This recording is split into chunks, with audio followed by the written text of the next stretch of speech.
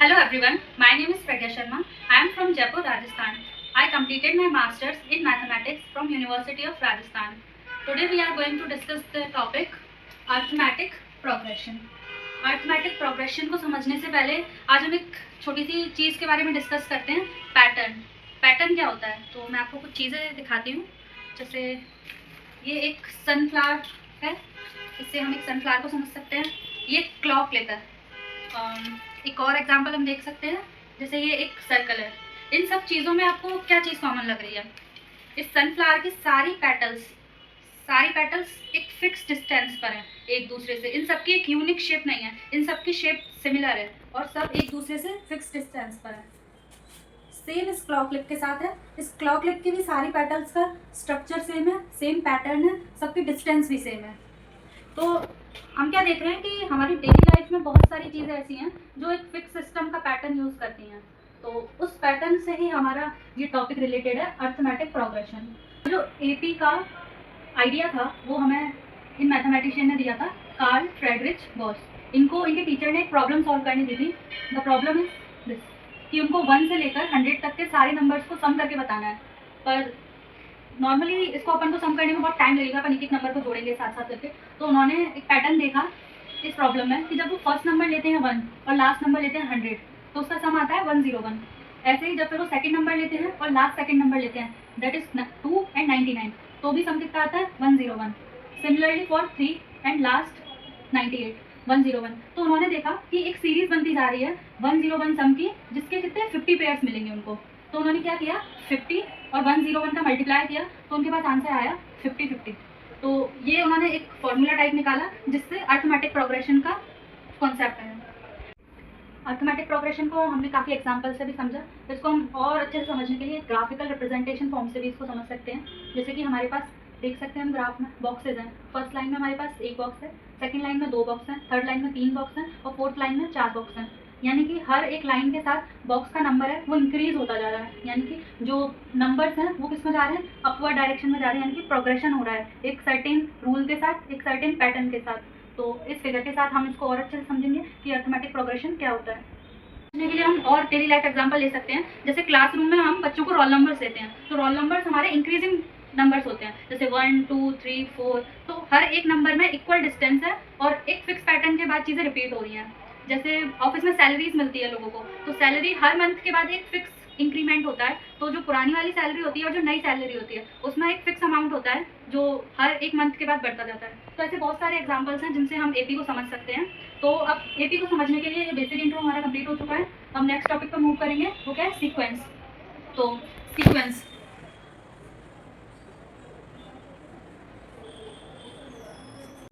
तो सबसे पहले हम सीक्वेंस की डेफिनेशन देखते हैं कि इसकी मैथमेटिकल डेफिनेशन क्या होती है। द नंबर पैटर्न और arrangement of numbers according to definite rule और अ सेट ऑफ रूल्स। यानी कि हमारे पास एक बंच ऑफ नंबर्स हो सकते हैं, अल्फ़ाबेट्स हो सकते हैं, कोई भी चीज़ हो सकती है। अगर उनमें कोई एक फिक्स रूल या सेट ऑफ रूल्स अप्लाई हो रहा है तो वो चीज़ हमारी क्या कहलाएगी, सीक्वेंस।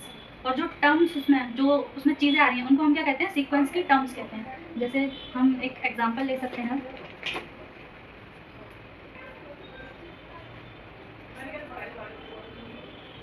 1 3 5 9 7 9 11। इस एग्जाम्पल को देख के हमें क्या पता चल रहा है कि ये एक ऐसा सीक्वेंस है जिसमें क्या आ रहे हैं, सभी ऑड नंबर्स हैं, 1 3 5 7 9 11। तो ये सब कौन सा रूल फॉलो कर रहे हैं कि हर एक नंबर के बाद आने वाला नंबर ऑड नंबर होगा, और सारे कैसे ऑड नंबर्स हैं जो लगातार आ रहे हैं। सेकेंड एग्जाम्पल हम ले सकते हैं, जैसे कि 1 4 9 16 25। ये सारे नंबर्स कौन से नंबर्स हो गए, square root of every natural number. 1 का स्क्वायर 1, 2 का स्क्वायर 4, 3 का स्क्वायर 9, 4 का स्क्वायर 16, 5 का स्क्वायर 25। यानी कि हर एक नेचुरल नंबर का स्क्वायर आ रहा है। तो ये सब मिलकर क्या बना रहे हैं, सीक्वेंस बना रहे हैं। इन सब का एक फिक्स रूल है, इसमें ऑड नंबर वाला रूल अप्लाई हो रहा है, इसमें स्क्वायर वाला रूल अप्लाई हो रहा है। और जो नंबर्स इधर आ रहे हैं इनको हम क्या बोलेंगे, टर्म्स। ये टर्म्स किसकी होती हैं, सीक्वेंस की टर्म्स होती हैं। तो सीक्वेंस के बाद हमारा नेक्स्ट टॉपिक है प्रोग्रेशन। प्रोग्रेशन का जैसे हम मीनिंग समझें तो प्रोग्रेशन यानी कि बढ़ना, चीज़ का एक से आगे एक बढ़ना। तो प्रोग्रेशन की डेफिनेशन हम देखेंगे, दो sequence whose terms follow a certain pattern. Pattern हमने स्टार्टिंग में डिस्कस किया था कि हर एक चीज़ एक दूसरे के साथ कोऑर्डिनेट कर रही है। तो प्रोग्रेशन जैसे हम इस एग्जांपल से समझ रहे हैं कि इसमें एक सर्टेन पैटर्न क्या आ रहा था हमारे फर्स्ट एग्जांपल में कि हर एक नंबर जो आ रहा था वो नेक्स्ट ऑड नंबर आ रहा था, जो सारे नंबर सिस्टम में था। 1 के बाद नेक्स्ट ऑड नंबर हमारा 3 आता है, 3 के बाद नेक्स्ट ऑड नंबर हमारा 5 होता है। तो कंटिन्यूसली जो एक पैटर्न चल रहा था वो ऑड नंबर्स वाला पैटर्न चल रहा था। सिमिलरली जो सेकंड एग्जांपल में था हमारे, वो क्या था, स्क्वायर वाला, कि हर एक नंबर का स्क्वायर आ रहा था। जैसे 1 का स्क्वायर आ गया था यहाँ पे, ये 2 का स्क्वायर आ गया था, ये 3 का स्क्वायर आ गया था हमारा। तो ये सारे नंबर्स किसके स्क्वायर की फॉर्म में चल रहे थे। तो इसे हम क्या कहेंगे, प्रोग्रेशन। अब हमको समझना है एपी को, जो हमारा मेन टॉपिक है। तो एपी क्या होती है,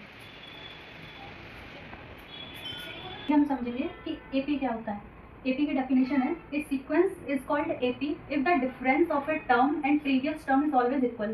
तो सबसे पहले हमको क्या लेना है, सीक्वेंस लेना है। तो हम हमारे पुराने एग्जाम्पल पर ही चलते हैं, जो हमारा ये वाला एग्जाम्पल था ऑड नंबर्स वाला। इसमें बोल रहा है कि डिफरेंस ऑफ अ टर्म, तो हम एक टर्म ले लेते हैं 3, और उसकी जो प्रीवियस टर्म होगी, 3 से प्रीवियस टर्म क्या है हमारी 1, उसका जो डिफरेंस होगा वो क्या होना चाहिए, इक्वल।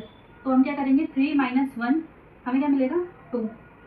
ऐसे ही हम, अब हमें देखना है कि ये डिफरेंस इक्वल होना चाहिए हर एक टर्म के बीच में। तो हम सिमिलरली 5 के लिए करेंगे और 3 के लिए करेंगे। तो क्या हो जाएगा, 5 - 3 = 2। हम इस प्रोसेस को रिपीट करते जाएंगे तो हमें हर एक टर्म के बीच में 2 का डिफरेंस मिलेगा। तो ये जो हमारा सीक्वेंस होगा वो क्या हो जाएगा, एपी हो जाएगा।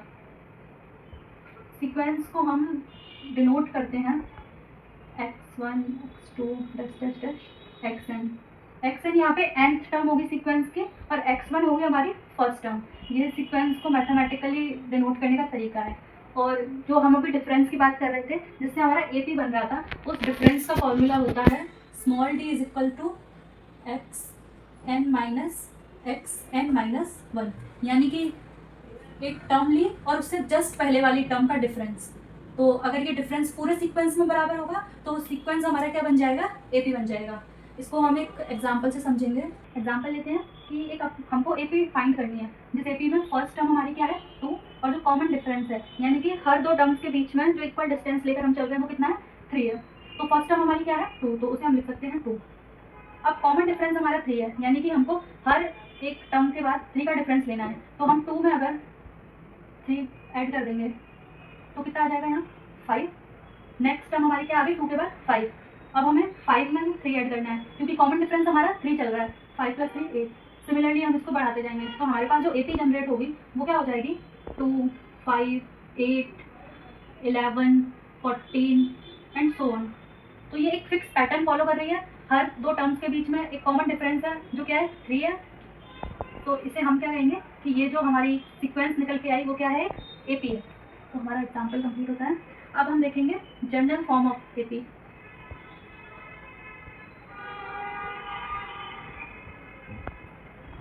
जनरल फॉर्म ऑफ एपी में क्या होता है कि अभी तक हमको ये चीज़ समझ में आ चुकी है कि एपी को बिल्डअप करने के लिए हमें सबसे मोस्ट चीज़ क्या है हमारे लिए, कॉमन डिफरेंस। तो कॉमन डिफरेंस हमको लेकर चलना है। माना हमारी फर्स्ट टर्म, क्योंकि जब तक हमारे पास फर्स्ट टर्म नहीं होगी तो हम एपी स्टार्ट कैसे करेंगे। तो लेट फर्स्ट टर्म क्या है हमारी ए, और जो कॉमन डिफरेंस लेके चल रहे हैं उसे हम क्या ले लेते हैं, डी। कॉमन डिफरेंस हमारा हमेशा सेम रहेगा, क्योंकि अगर वो बदल जाएगा तो फिर वो ए पी बना ही नहीं सकता। तो कॉमन डिफरेंस डी रहेगा। अब हमको एक सीक्वेंस बनाना है इसके लिए, तो हम क्या करेंगे, फर्स्ट टर्म हमारी क्या होगी ए में हमको नेक्स्ट कॉमन डिफरेंस प्लस करेंगे, हमारे पास नेक्स्ट टर्म आ जाएगी ए + डी। अब दूसरी टर्म के लिए क्या करेंगे, ये सेकंड टर्म होगी, इसमें हम वापस से कॉमन डिफरेंस ऐड करेंगे, यानी कि ए + डी + डी। अब इस टर्म में हमको वापस से डी ऐड करना है, क्योंकि हमारा सीक्वेंस आगे बढ़ता जाएगा और ए पी बनती जाएगी। सिमिलरली हम इस चीज़ को रिपीट करते जाएंगे। हम इसको सिंप्लीफाई करके लिखते हैं। फर्स्ट टर्म हमारी क्या थी, ए, जो हमने लेट की थी। सेकंड टर्म हमारी क्या आ रही है, ए + डी। थर्ड टर्म को हम सिंप्लीफाई करेंगे तो ये क्या हो जाएगा, ए + 2d। फोर्थ टर्म हो जाएगी हमारी ए + 3d, A + 4d and so on. तो हमने क्या देखा कि सब में फर्स्ट टर्म हमारे पास कॉमन चल रही है ए, और कॉमन डिफरेंस भी डी है। फर्स्ट टर्म में कॉमन डिफरेंस नहीं आ रहा, यानी कि जो टर्म हमको निकालनी है उससे एक कम कॉमन डिफरेंस जोड़कर हम नेक्स्ट टर्म निकाल सकते हैं इस एपी के लिए। तो यहीं से हमारा जो nth टर्म फॉर्मूला है वो जनरेट होगा। तो nth टर्म फॉर्मूला को हम लिखेंगे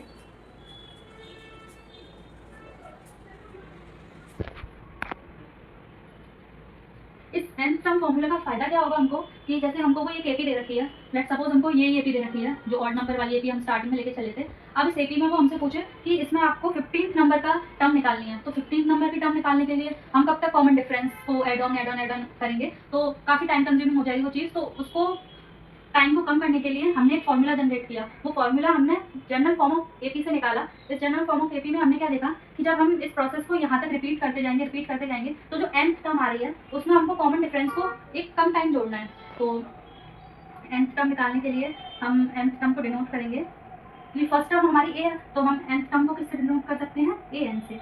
तो an इज इक्वल टू सभी टर्म में a कांस्टेंट है, तो nth टर्म में भी a कांस्टेंट ही रहेगा हमारा, तो a प्लस लास्ट में क्या देख रहे हैं हम, क्या कॉमन है, डी डी डी डी, तो यहाँ पे डी भी कॉमन रहेगा। अब हमने क्या देखा कि जैसे फर्स्ट टर्म में डी नहीं है, यानी कि फर्स्ट टर्म में डी नहीं है तो डी एक कम है, सेकंड टर्म में आते ही साथ डी की वैल्यू कितनी हो गई 1, थर्ड टर्म में आते साथ डी कितना हो गया 2। तो ऐसे जब हम nth टर्म तक जाएंगे तो डी की जो वैल्यू आएगी वो क्या आ जाएगी n-1। तो ये जो हमारा फॉर्मूला होगा वो nth टर्म फॉर्मूला हो जाएगा। इसको हम अप्लाई करके देख सकते हैं एक एग्जाम्पल के थ्रू। तो जैसे कि यही हमारा एग्जाम्पल था ऑड टर्म वाला, इसमें हमको इस सीक्वेंस का 15th टर्म निकालना है। तो इसकी 15th टर्म निकालेंगे। 15th टर्म के लिए हम क्या करेंगे, a तो हमारी कितनी दे रखी है इसमें 1, a यानी कि a1 जो फर्स्ट टर्म है उसको हम a1 से डिनोट कर सकते हैं जो क्या है 15।